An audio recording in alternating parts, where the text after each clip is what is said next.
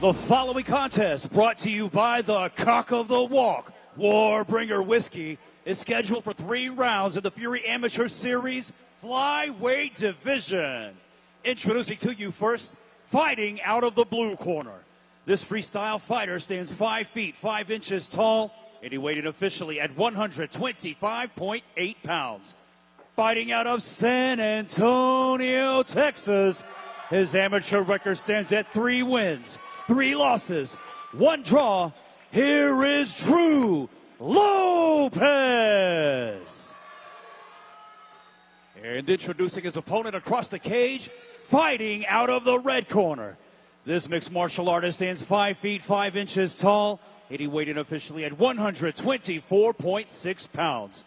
Fighting out of Chihuahua, Mexico, his amateur record stands at 9 wins, only 1 defeat.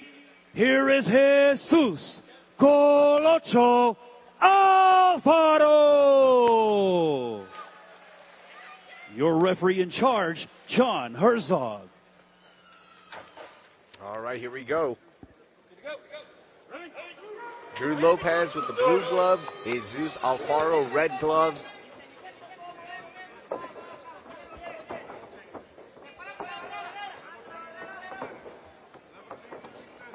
Oh, nice right hand there from Lopez. Drew and Drake, the younger of the Lopez brothers, they come out the first 3 minutes. Just bang. Everything they've got, they just leave it in the cage. Yeah, imagine tying up with those guys at a bar, not in a fight setting. You have to fight both of them at the same time. That's a nightmare for anybody. In a Fury crowd. Yeah. Good takedown there from the very experienced Jesus Alfaro. Scores a nice little takedown after Lopez actually the one to close the distance. Drake also on this prelims broadcast. He's going to be coming up here shortly. We'll talk about what's changed in his game. Both of these brothers, man, they go out looking for finishes. Yeah, I think Drake Lopez actually the favorite to win his fight. Yeah. Usually he's the dog. He's made it happen 4 times in the past. Almost all with submissions and KOs, but I mean, sometimes he'll crack guys and then sub them. Yeah, and the transition to submission is as fast as you'll see. Big shots here for Jesus. Good get up though from Drew Lopez. He hustled and scrambled his butt off, and it super paid off. Taking it to the corner with nice jump. Right into his own corner. That's awesome. He's still got his hands connected. He'll take him for another ride, will Drew Lopez. There it is. Some great wrestling here in this fight. Drew actually fought for the amateur featherweight title in a different promotion, lost in round 2 back in November of last year, and then coming back here to Fury. So has been working his way up, has been steadily getting better.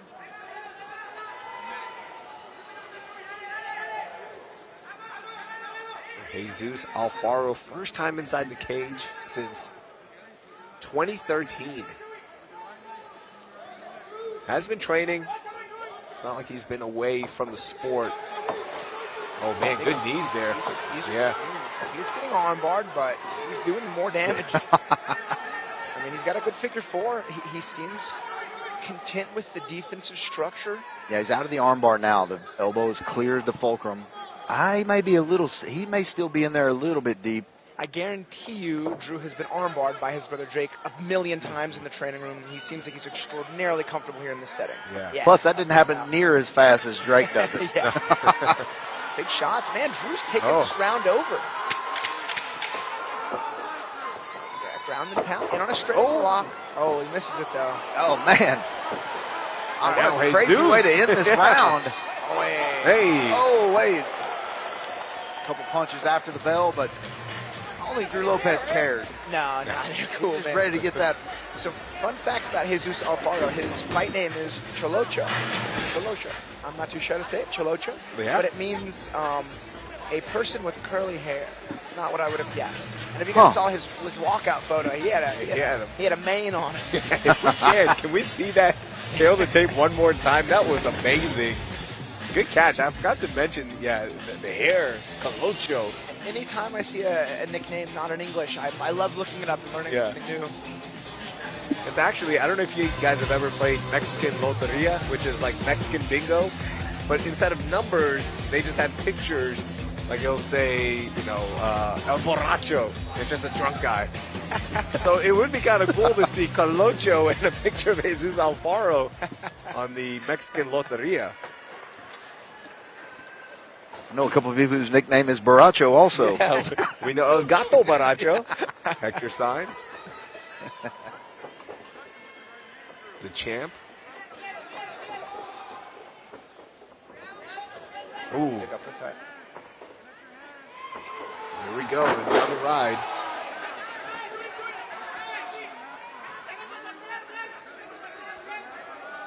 That's such a great venue here in San Antonio.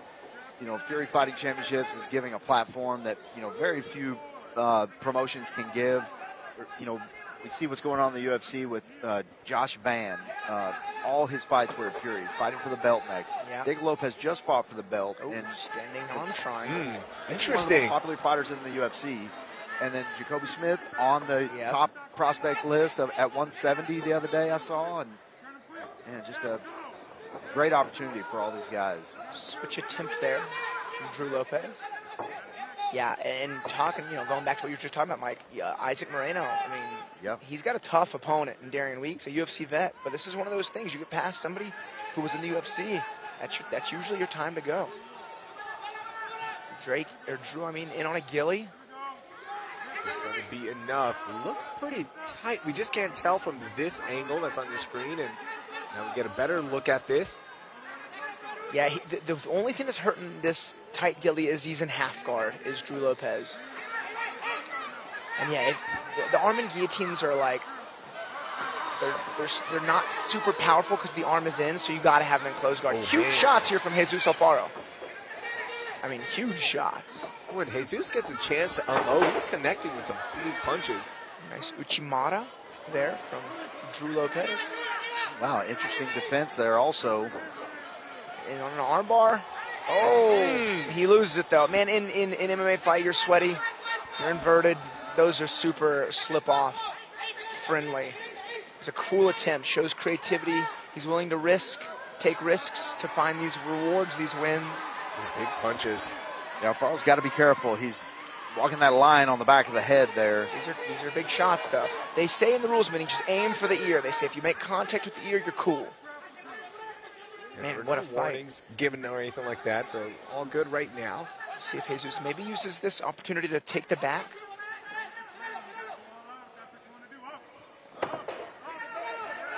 Nope, more ground and pound.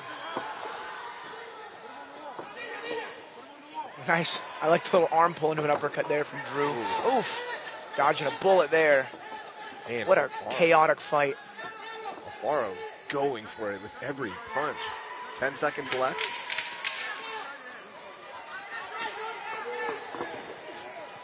A spinning hook kick there. It was a successful double leg. One round, man. Yeah. A wild back and forth. First round going to Drew, unofficially, I would say. Alfaro taking round 2. Yeah, man, honestly, both rounds, both guys had big moments. Near submissions, a lot of ground and pound damage.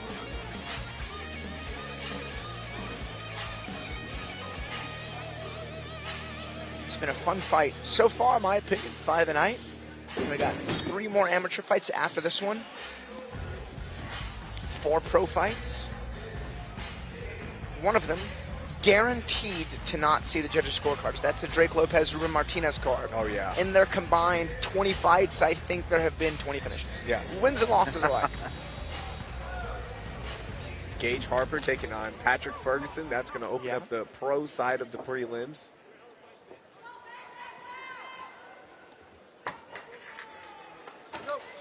Let's see if we get to all of the fights. We do go live on UFC Fight Pass at 8 p.m. 7 fights on that broadcast in the main one. For the first time in Fury history, more female fights than male fights for a main card. I was going to say, including 4 female fights back to back to back to back. Becca Irwin, Muay Thai prodigy. 2-0, fighting a girl who's 1-0. It's an excellent fight. Liv Beerley, Val Soto, who's right there, 7-4. If she has a marquee moment, could she get the call? And Jasmine Montoya. A lot of excitement for this fighter. You know, she got a huge boxing pedigree, does Montoya, but her opponent's a grappler. And that's if you fight a great boxer, you got to try to grapple with him. Even on her predictions, she says submission by how she will win. So there's no hidden game plan there. Inside the cage, round 3, 1 minute already gone. Tied up. These guys jockeying for position here on the cage, slowing it down a bit. I don't blame them. Those first 2 rounds were chaos incarnate. Yeah, a little bit tougher to call here in the 3rd round. Not a ton of activity, but man, both guys still look fresh. They don't look like they're breathing too hard.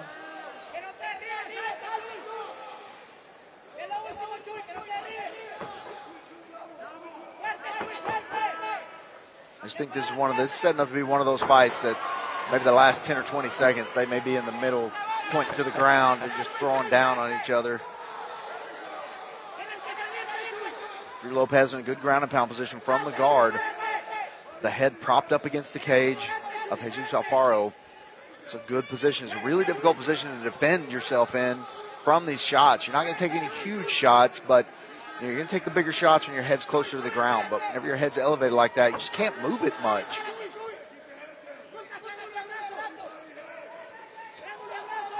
You know, especially when the posture's down of Drew Lopez. If he postures up and keeps that head there, that's the chance to do some damage. But, you know, the risk in that is giving them the space, and, you know, they transition to something really, really quick.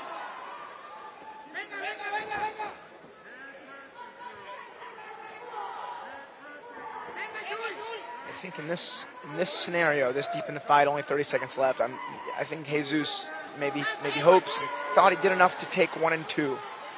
We'll see. But round 3, a bit slower, but is all Drew Lopez. He's got the takedown. He's got the ground and pound. Has been active with it as we near the 10-second clapper.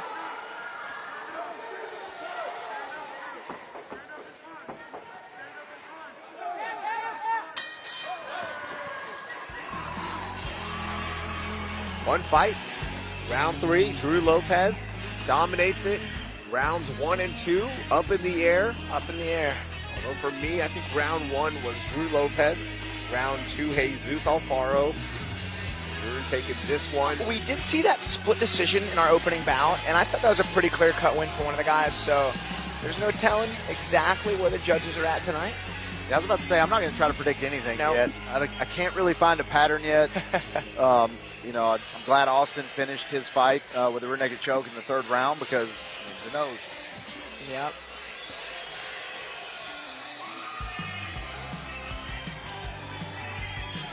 Yeah, entertaining fight nonetheless. I mean, especially the first 2 rounds. I mean, the first 2 rounds, I would have bet either one of y'all money that this was not going to finish this was not going to go to the end of the 3rd round. But, you know, they slowed the pace a little bit, maybe out of necessity. I mean, whenever you fight that hard for 2 rounds and, you know, both guys taking a little bit of damage, both guys going up and down, I mean, it takes a toll on you. Love seeing these House of Jiu-Jitsu fighters from San Antonio. Seeing their name pop up more and more on our Fury FC cards. Yeah, House of Jiu-Jitsu, they put out a ton of fighters. I think Dorian Bryant, probably their most notable. Drake Lopez. I actually have a match against their head coach, Jacob, here for Sub Hunter Pro 100. That'll be a ton of fun. Yeah. Nothing but love to that team, and I'm just happy to be on that card. Sub Hunter 100 is a big deal. When is that one coming up? November 16th. November 16th. Pretty soon. It's going to be on the UFC's pages and on... Well, once it's more official, we'll announce. I'm not too sure where to okay. screen it. Never mind. Ignore that comment. Yeah. Let's see how the judges score this. Just know it'll stream. It'll be somewhere. We'll stream. Ladies and gentlemen, after 3 rounds of combat, we go to the judges' scorecards for your decision. Brought to you by the Big Beast of Bourbon, Warbringer Whiskey. All 3 judges scored the fight 29-28, declaring your winner by unanimous decision, Drew Lopez. congratulations to Drew Lopez. You called it. He definitely took round 3, and then you had said you were pretty sure he won round 1. I think all 3 judges saw it the same way. It's a great fight for these guys. Yeah, that was a blast. Congratulations to Drew Lopez, picking up his 4th win as an amateur for Jesus Alfaro, coming back in after all those years off. Let's meet our next fighter.